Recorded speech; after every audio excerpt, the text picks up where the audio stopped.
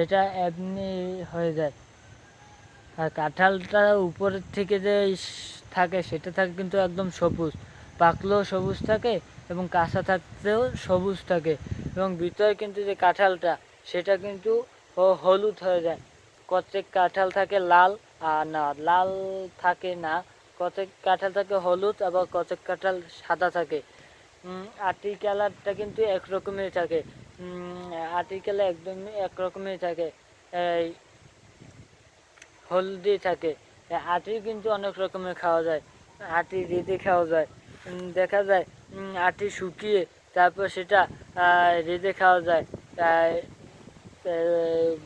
তারপর পুড়িয়েও খাওয়া যায় এবং তেলে খাওয়া যায়, অনেক রকমের খাওয়া যায়।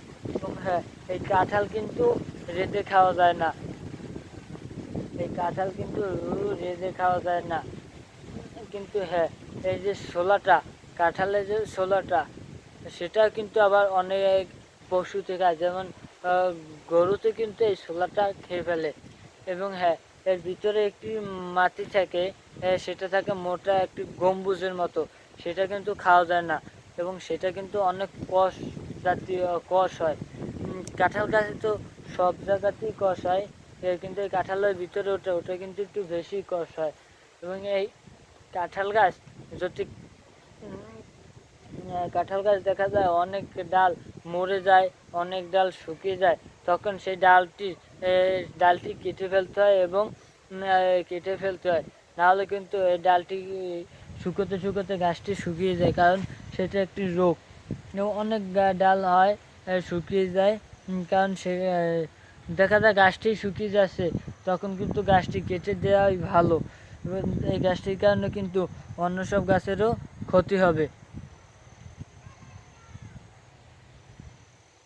এবং কাঁঠাল কিন্তু বেশিরভাগ যশোরের দিকেই পাওয়া যায়, গ্রাম অঞ্চলে খুব কমই পাওয়া যায়। এই কাঁঠাল গাছ গ্রাম অঞ্চলেও কমই পাওয়া যায়। দেখা যায় গ্রাম অঞ্চলে যে কাঁঠাল গাছটি হয় এবং কাঁঠাল হয়, সেটা কিন্তু সিজনে বের হয় না, সেই কাঁঠালটি কিন্তু সিজনে পাওয়া যায় না, সিজন শেষে যখন সিজন শেষে কিন্তু সেই কাঁঠালটি পাওয়া যায়। অনেক কাঁঠাল গাছ আছে কিন্তু গাছই হয় কিন্তু কাঁঠাল হয় না। হ্যাঁ, সেই কাঁঠাল গাছটি যদি এই কেটে ফেলানোই উচিত, কারণ অযথা গাছটি দেখা উচিত না।